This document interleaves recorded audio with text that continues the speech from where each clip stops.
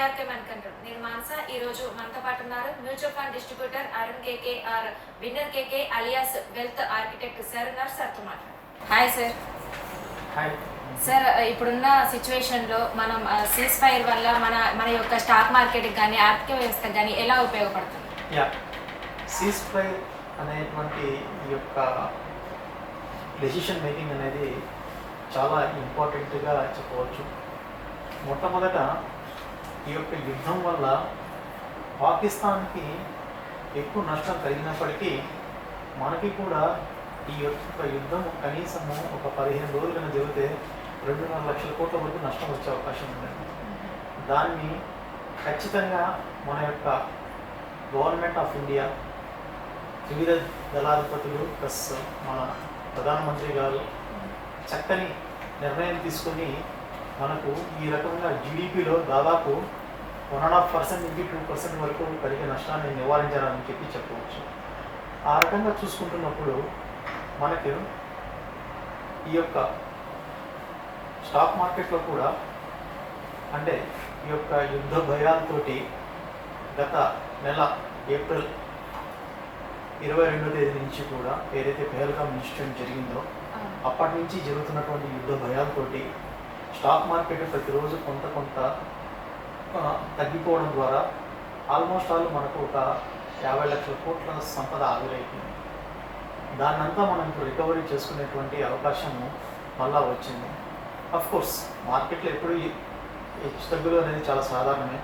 కానీ ఇలాంటి ఈవెంట్స్ అంటే యుద్ధం అనేటువంటి ఒక ఈవెంట్ కంటిన్యూస్గా జరిగినప్పుడు స్టాక్ మార్కెట్ పైన చాలా దీర్ఘకాలిక ప్రభావం పడే అవకాశం ఉంటుంది.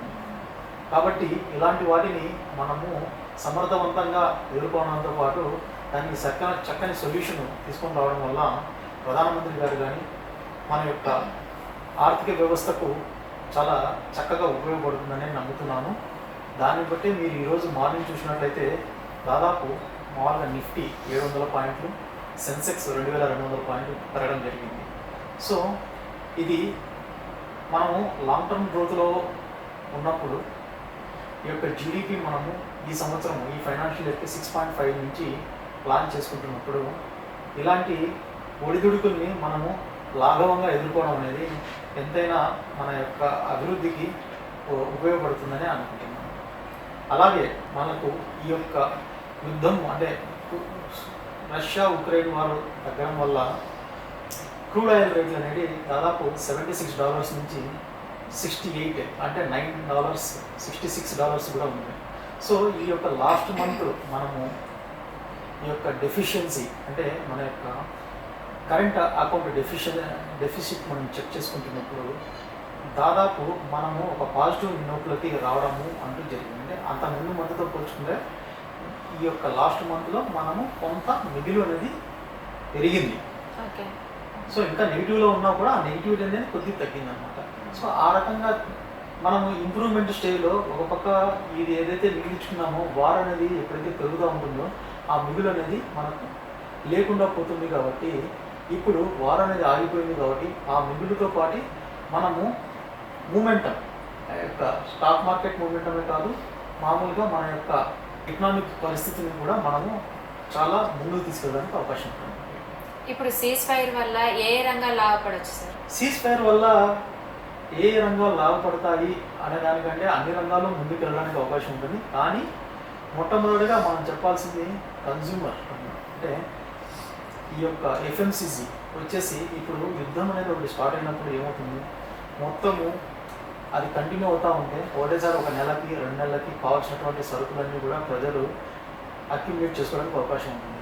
దాంతో బ్లాక్ మార్కెటింగ్ పెరిగి ఈ యొక్క ధరలు అనేది విపరీతంగా పెరగడానికి అవకాశం ఉంటుంది. కానీ సీజ్ ఫైర్ వల్ల అలాంటి అవకాశం లేకుండా పోయింది. సో కాబట్టి ఫస్ట్ వచ్చేసేసి ఎఫ్ఎంసీజీ అనేది మామూలుగా లిక్విడేట్ అవుతుంది. సెకండ్, మనము ఎక్కువ యుద్ధం వల్ల ఇంకొక పెద్ద నష్టం ఏంటంటే ఎక్కువగా మనము ప్రాణ నష్టానికంటే కూడా ఆయుధాలకి మొట్టమొదట ఎక్కువ ఖర్చు పెట్టాల్సి వస్తుంది. ఈ ఆయుధాలు ఎక్కువ ఖర్చు పెట్టడం వల్ల ప్రొడక్టివిటీ లేకుండా మనకి వెళ్తుంది. సో అదే అమౌంట్ని మనకు డెవలప్మెంట్ అయ్యే రంగాల మీద ఖర్చు పెట్టినప్పుడు ఎంతో అభివృద్ధి జరుగుతుంది. అంటే ఒక పక్క మనకు అన్ఎంప్లాయ్మెంట్ కానీ ఇంకో పక్క మనకు అగ్రికల్చర్ డెవలప్మెంట్ కానీ ఇంకా మనకు ఈ డెవలప్మెంట్ అవ్వాల్సినటువంటి ఎన్నో రంగాలు ఉన్నాయి. ఏఐ కానీ సాఫ్ట్వేర్లో చూసుకుంటున్నప్పుడు ఆర్టిఫిషియల్ ఇంటెలిజెన్స్ని ఎంపవర్మెంట్ చేయాల్సినటువంటి ఎంతో అవసరం ఉంటుంది. సో ఇలాంటి అన్ని రంగాలకి డెవలప్మెంట్ అవుతున్న అన్ని రంగాలకి కూడా మనకు మామూలుగా డబ్బులు వచ్చే మిగిలినట్లు మనము చేసుకోవచ్చు. రెండవది సీజ్ ఫైర్ వల్ల మనకు ఈ యొక్క యుద్ధం అనేది ఎక్స్టెండ్ కాకుండా పోవడం వల్ల ఏంటంటే ఇప్పుడు వచ్చే రోజుల్లో అంటే రాబోయే రోజుల్లో ఈ యొక్క ఖర్చు ఎంతైతే పెరుగుతున్నామో మన జీడిపిని మళ్ళీ మనము సాధించడం కోసము ట్యాక్సెస్ ఎక్కువ వేయాల్సి వస్తుంది. సో ఇలాంటి ట్యాక్స్లు వేయకుండా మనకు మామూలుగా మనం అనుకునేది సాధించడం అంటే ఇట్స్ మన యొక్క పాలకాన్ని అంటే మన ప్రభుత్వానికి మనం ఎంతో హ్యాట్స్ ఆఫ్ చెప్పాల్సినటువంటి అవసరం ఉంటుంది. ఇప్పుడు సీజ్ ఫైర్ కారణంగా ఎఫ్ఐఐలు తిరిగి మళ్ళీ భారత మార్కెట్లో ఇన్వెస్ట్ చేసే అవకాశం ఉందంటారా? ఎఫ్ఐఐస్ ఆల్రెడీ స్టార్ట్ చేశారండి. మనము మామూలుగా ఈ 6 నెలలలో ఏదైతే దాదాపు 7 లక్షల కోట్ల వరకు మామూలుగా ఎఫ్ఐఐస్ ఎన్నికి వెళ్ళిపోయారో ఈ యొక్క ఏప్రిల్ 14 నుంచి లాస్ట్ డేటా మనం చూసుకుంటున్నప్పుడు ఎఫ్ఐఐస్ వచ్చేసి almost all FMCG plus BFSI అంటే బ్యాంకింగ్, ఫైనాన్స్, ఇన్సూరెన్స్, సర్వీస్ సెక్టర్స్లో ఖచ్చితంగా చాలా ఎక్కువగా పెట్టడం అనేది జరుగుతుంది. సో ఆ యొక్క పెట్టుబడులతో పాటు మార్కెట్ యొక్క టెక్నికల్ అనాలిసిస్ కానీ అంటే టెక్నికల్ లెవెల్స్ కానీ మామూలుగా ఒక సైడ్ వేస్ నుంచి ముందుకు అంటే అప్ ట్రెండ్లో ఉండడం వల్ల మనకి మార్కెట్ అనేది ముందుకు వెళ్తూ ఇప్పుడు మన యొక్క ఏదైతే మనం 50 లక్షల కోట్ల వరకు మనము దాదాపు కోరుతున్నామో అదంతా కూడా రికవర్ కావడం జరుగుతూ వచ్చింది. అది కూడా ఇప్పుడు సో మనకు దాదాపు లాస్ట్ ఇయర్ అంటే లాస్ట్ ఫైనాన్షియల్ ఇయర్లో మనము 393 లక్షల కోట్ల నుంచి కూడా ఇప్పుడు 435 లక్షల కోట్ల వరకు మామూలుగా మనం రికవరీ కావడం జరిగింది. అంటే దాదాపు 50 లక్షల కోట్లలో 35 లక్షల కోట్ల వరకు దాదాపు రికవరీ కావడం జరిగింది అన్నమాట. సో ఈ రకమైనటువంటి రికవరీ మనం సాధించుకోవడం ద్వారా ప్లస్ మనకు ఈ యొక్క సీజ్ ఫైర్ కానీ మనము యొక్క భారతదేశం యొక్క సమగ్రతను కానీ సార్వభౌమాన్ని కానీ యుద్ధం లేకుండా కాపాడుతూ మనకు ముందుకు తీసుకెళ్ళడం అనేది చాలా ఇంపార్టెంట్ విషయం. దానికి మనము ప్రజలందరూ కూడా చక్కగా మన గవర్నమెంట్ కృతజ్ఞత చెప్తున్నారు. ఓకే, ఇప్పుడు సీజ్ ఫైర్ కారణంగా ఎప్పుడైనా మార్కెట్లో స్టెబిలిటీ ఉంటుందా సార్? ఖచ్చితంగా మార్కెట్లో స్టెబిలిటీ వస్తుందండి. ఎందుకు స్టెబిలిటీ అనేది కాదు, యాక్చువల్గా ఏమవుతుందంటే ఇప్పుడు యుద్ధం జరిగినప్పుడు ఏమవుతుందంటే రెండు పక్కల ఎమోషన్స్ అనేది ఎప్పుడు క్యారీ ఫార్వర్డ్ చేస్తుంటాయి. ఇప్పుడు బిజినెస్కి ఎమోషన్స్ అనేది యాడ్ అవ్వాలి తప్పితే దానికి ప్రతిబంధకంగా కాకూడదు. సో యుద్ధం అనేది మామూలుగా ఎమోషన్స్కి మామూలుగా ఆర్థిక వ్యవస్థకి ప్రతిబంధకంగానే తయారవుతుంది. కాబట్టి ఇలాంటి పరిస్థితి నుంచి దాన్ని చక్కగా మామూలుగా మనము ముందుకు వెళ్ళడానికి ఉపయోగపడే విధంగా మన ఎమోషన్స్ని క్యారీ ఫార్వర్డ్ చేసినప్పుడు మన ఆర్థిక వ్యవస్థ చాలా ముందుకెళ్తుంది. సీజ్ ఫైర్ వల్ల చాలా ఉపయోగపడుతుంది. అలాగే ఇప్పుడు డెవలప్మెంట్ అవుతున్నటువంటి సెక్టర్స్ మీరు చూస్తున్నట్లయితే మ్యూచువల్ ఫండ్స్లో కూడా రికార్డ్ బ్రేక్లో లాస్ట్ మంత్లో 26,625 కోట్ల సిప్స్ అంటే సిస్టమాటిక్ ఇన్వెస్ట్మెంట్ ప్లాన్స్ స్టార్ట్ అయ్యాయి. నార్మల్గా ఒక హిస్టారికల్గా మనకు ఈరోజు చెప్పాలంటే మ్యూచువల్ ఫండ్స్ కూడా 70 లక్షల కోట్ల మార్కును దాటిపోయింది. సో ఈ రకంగా చూసుకుంటున్నప్పుడు ఈ యొక్క సీజ్ ఫైర్ అనేది ఒక బూస్టర్ లాగా పనిచేస్తుంది. అంటే మనకు ప్రజెంట్ టెంపరీగా అయినా సరే మనకు ఒక బూస్టర్ లాగా పనిచేస్తుంది. ఎకనామిక్కి మన యొక్క స్టాక్ మార్కెట్కి బూస్టర్ లాగా పనిచేసి ముందుకు తీసుకెళ్ళడానికి అవకాశం ఉంటుంది. ఇంకా ఓవరాల్గా పిక్చర్ చూసుకుంటున్నప్పుడు మీకు ఈ యొక్క యుద్ధ వాతావరణాన్ని మనము తప్పించి మిగతా విధంగా మన ఆర్థిక వ్యవస్థను అనలైజ్ చేసినప్పుడు ఏమవుతుందంటే మన యొక్క రిజర్వ్ బ్యాంక్ ఆఫ్ ఇండియా అంటే సెంట్రల్ బ్యాంకు మన ప్రతి కంట్రీకి ఉన్నటువంటి సెంట్రల్ బ్యాంక్ లాగే మన కంట్రీకి central bank reserve bank of India. Reserve bank of India వచ్చేసి లిక్విడేషన్ పెంచింది. లిక్విడేషన్ పెంచడం అనేది ఈ యొక్క ప్రజల్లో మామూలుగా ఒక పన్నులు తగ్గించకున్నప్పుడు లిక్విడేషన్ పెంచడం అనేది వాళ్ళకి ఒక టెంపరీ రిలీఫ్గా వచ్చి ప్రజలందరూ కూడా ఒక డబ్బులు అనేది ఒక తన చేతిలో ఉన్నప్పుడు కావాల్సినటువంటి అవసరాలకు అనుగుణంగా ప్లాన్ చేసుకోవడానికి లాంగ్ టర్మ్ కానీ షార్ట్ టర్మ్ కానీ అవకాశం ఉంటుంది. సో ఆర్బీఐ ఆ రకంగా చేసింది. మామూలుగా లిక్విడేషన్ అనేది ఇంప్రూవ్ చేసింది. కాకపోతే ఈ యొక్క టెక్నికల్ సూచీలు చేసుకున్నప్పుడు స్మాల్ అండ్ మిడ్ క్యాప్స్ అనేది దాదాపు 30% పడిపోయాయి. ఇంకా ప్రాపర్ వాల్యుయేషన్స్ రావట్లేదు. ఈ యొక్క నెక్స్ట్ ఫర్దర్గా వాల్యుయేషన్స్ అన్నీ కూడా కన్సాలిడేటెడ్ అవ్వడానికి అవకాశం ఉంటుంది. స్టిల్ మనం ఒక ₹100 ఇన్వెస్ట్మెంట్ చేయాలనుకున్నప్పుడు ఇప్పుడు ఒక ₹30 మనం స్మాల్ అండ్ మిడ్ క్యాప్కి మనము అలొకేట్ చేస్తే ఆ యొక్క డెవలప్మెంట్ అనేది ఈ యొక్క సిప్పులతో పాటు మనకి చాలా ముందుకు వెళ్ళడానికి అవకాశం ఉంది. సార్ ఇప్పుడు థిమాటిక్ మ్యూచువల్ ఫండ్స్కి అలాగే మూమెంటమ్ మ్యూచువల్ ఫండ్స్కి ఫ్యూచర్లో ఎలా ఉండబోతుంది? యా, ఇప్పుడు థిమాటిక్ మ్యూచువల్ ఫండ్స్ అన్నప్పుడు మనం చెప్పినటువంటి అన్ని రంగాల్లో ఉన్నటువంటి మ్యూచువల్ ఫండ్స్ ఉన్నాయండి. లాజిస్టిక్స్ కానీ, ఫార్మా కానీ, ఆటోమొబైల్ కానీ, ఎనర్జీ కానీ, ఇవన్నీ కూడా మామూలుగా ఒక థీమాటిక్కి సంబంధించి ఇంకా చాలా రంగాలకు సంబంధించినటువంటి మ్యూచువల్ ఫండ్స్ ఉన్నాయి. Especially Trump tariff reciprocal taxes ఈ యొక్క ప్రకటన తర్వాత ఫస్ట్ బాగా ఇంపాక్ట్ అయింది ఒకటి ఐటీ సెక్టర్. సో మన యొక్క ఐటీ సెక్టర్లో ఎక్కువ లాభాలు మామూలుగా ఎక్స్పోర్ట్స్ మీదనే ఆధారపడి ఉన్నాయి.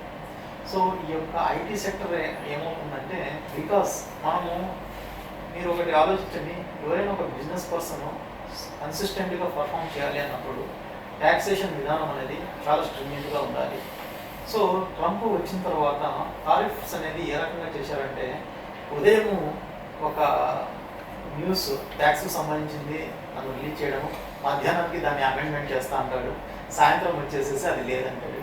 సో దీనివల్ల ఏమవుతుందంటే ఒక కన్ఫ్యూజన్ స్టేటస్ అనేది ఏర్పడి తన యొక్క లాభాలంతా కూడా సస్పెన్స్ అకౌంట్లో చూపించడం మొదలుపెట్టారు. సో ఎక్స్పాన్షన్స్కి ఎప్పుడు పోతుంది. దానివల్ల ఏమవుతుందంటే ఆల్మోస్ట్ లాస్ట్ 2 quarters నుంచి కూడా ఐటీ సెక్టర్ అనేది ఎక్సలెంట్గా పర్ఫామ్ చేయాల్సింది ఇప్పుడు నుంచి టెక్నికల్గా. బట్ ఫండమెంటల్గా ఎలాంటి సిచ్యువేషను అన్ఎక్స్పెక్టెడ్ సిచ్యువేషన్స్ వల్ల అది పర్ఫామ్ చేయలేకపోతుంది.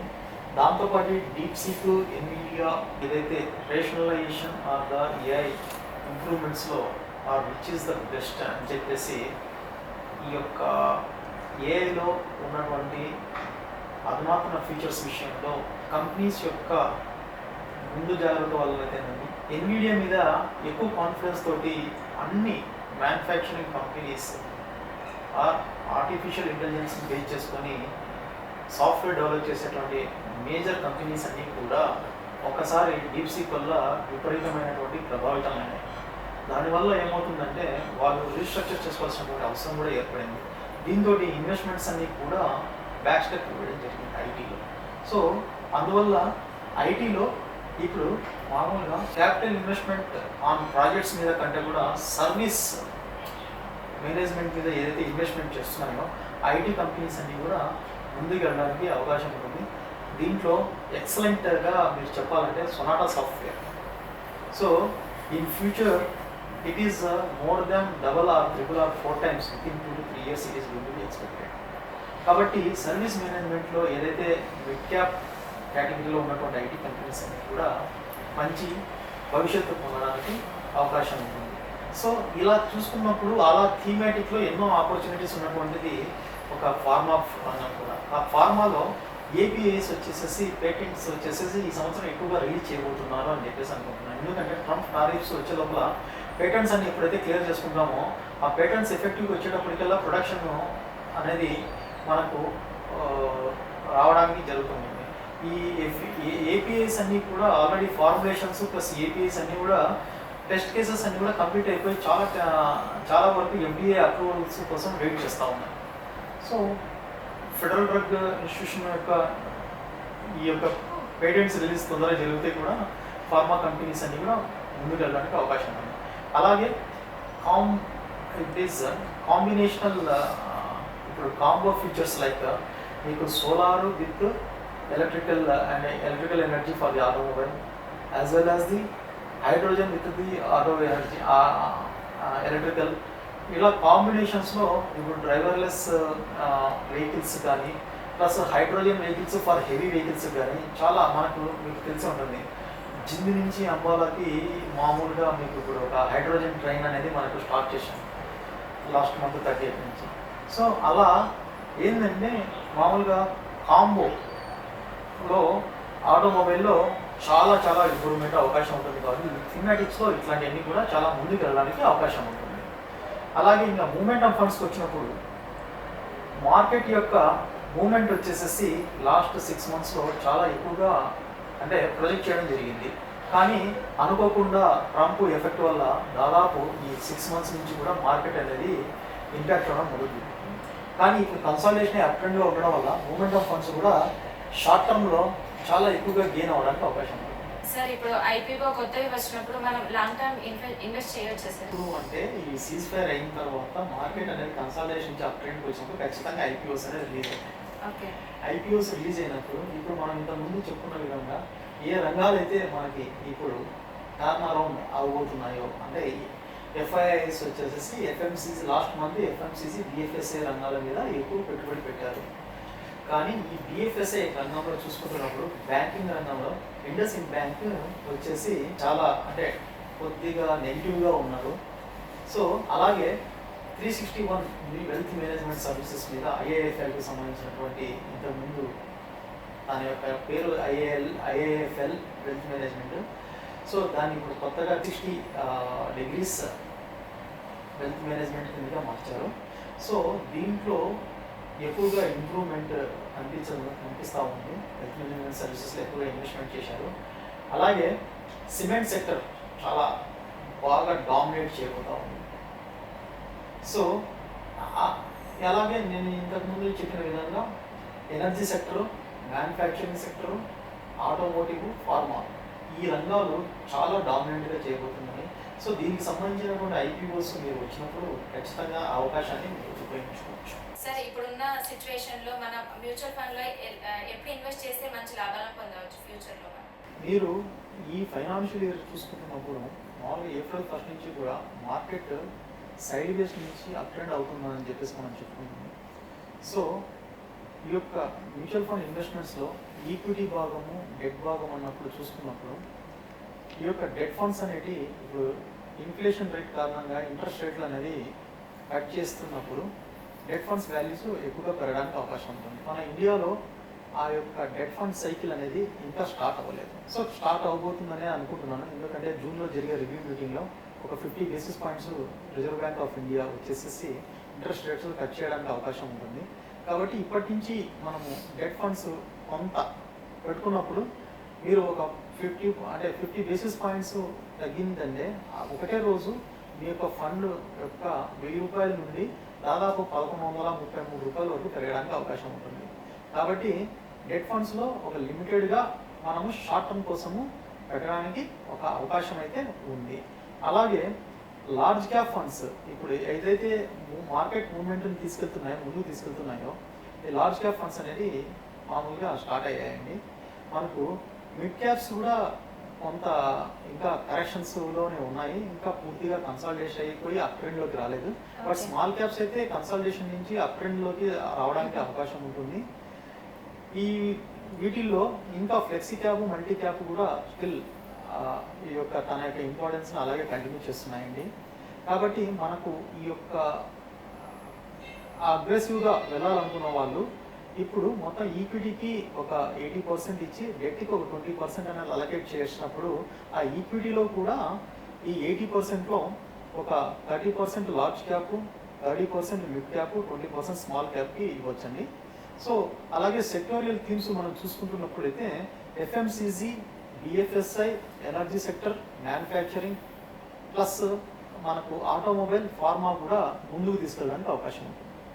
ఓకే, మనం ఎలా ఇన్వెస్ట్ చేయాలి సార్? ఇప్పుడు ప్రజెంట్ మనకు బల్క్లో చూసుకున్నప్పుడైతే ట్రెంచ్ వైజ్ ఇన్వెస్ట్మెంట్ అంటే ఎస్టీపీ, సిస్టమేటిక్ ట్రాన్స్ఫర్ ప్లాన్, అంటే మనం ఎప్పుడైతే మార్కెట్ తగ్గుతూ ఉంటుందో ఒక వచ్చే 3 నెలల్లో ఆ తగ్గిన రోజు మనం ఒక 10%, 20% ఎక్కువ అంటే మనం సపోజ్ ఈరోజు 10,000 ఇన్వెస్ట్ చేయాలనుకుంటే 20,000 ఇన్వెస్ట్మెంట్ చేయడం అనేది మంచిది.